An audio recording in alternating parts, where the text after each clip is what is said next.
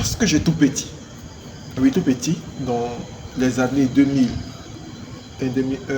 98, peut-être 4 ans, 5 ans, 6 ans, bon c'est un peu longtemps, hein. Les années 98, 97 jusqu'à 2000 là-bas, il y avait un papa. Oui, c'est un papa que j'aimais bien. Mais ce papa-là, il a donné une éducation à ses enfants. Non, c'est extraordinaire, c'est extraordinaire. C'est extraordinaire. Si je te dis, tu ne vas pas croire, ben c'est extraordinaire. Ça fait que, l'éducation-là, les enfants ont marché dans cette éducation. Et aujourd'hui, les enfants me rendent témoignage. Et il y a d'autres, il y a une parmi eux qui est aujourd'hui, qui est porteur de la parole de Dieu, qui prêche la parole de Dieu. Les autres aussi sont dans des domaines bien classés. Mais ce papa-là, si je te dis, tu ne vas pas croire.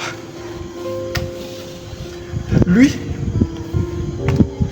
tous les dimanches, il vous dit allez-y à l'église. Et lui-même, il va à l'église aussi. Mais quand vous revenez à la maison, vous tous, vous êtes assis et il vous pose la question. Qu'est-ce que vous avez fait à l'école du dimanche? Et il met tous ses enfants sont assis. Toi, lui, tu as fait quoi à l'école du dimanche? Qu'est-ce qu'on a fait à l'église? Fais-moi le résumé de ce qu'on a fait à l'église. Vous connaissez les enfants?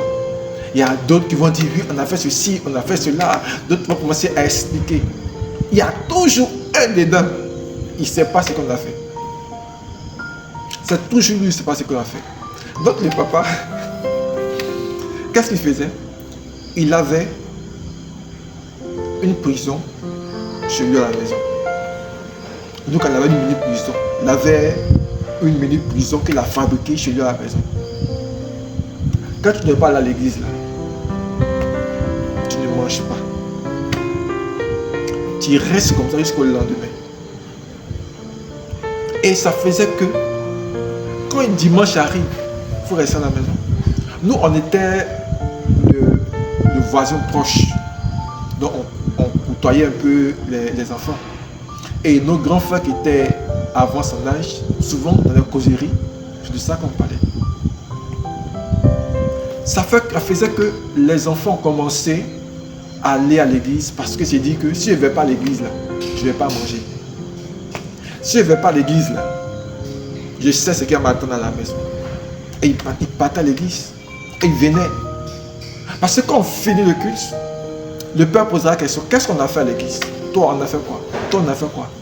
Ça permet déjà au père de savoir qui est allé, qui a retenu quoi, pour voir si les enfants sont allés.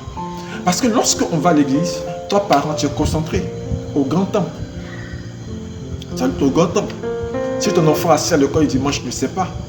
Si pendant le culte, ton enfant est sorti aller jouer au foot, aller jouer au ballon, aller s'amuser avec d'autres personnes, tu ne sais pas. Et il y a d'autres enfants même là. Ils ne viennent pas à l'église. Hein. Ils vont aller jouer.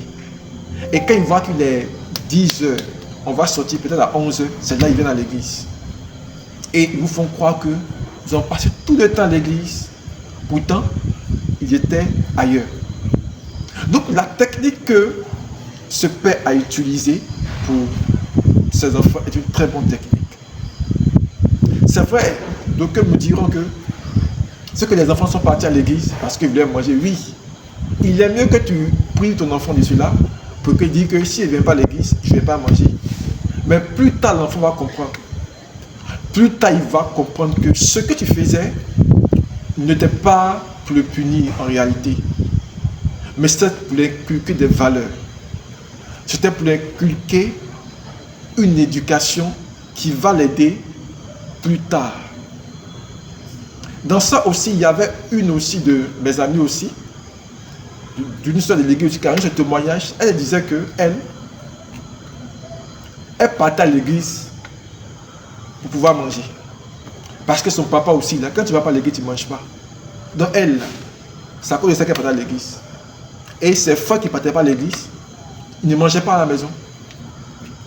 Mais c'est après qu'elle a compris l'importance.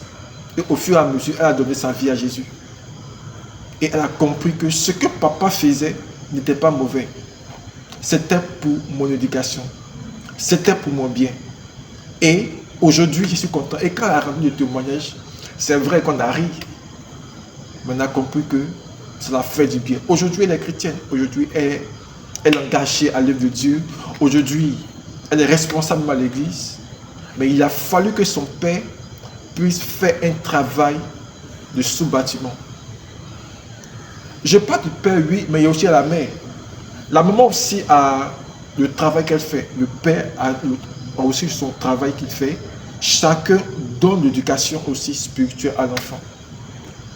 Ton enfant est celui-là qui sera présent demain quand toi, parent, ne seras plus dans ce monde.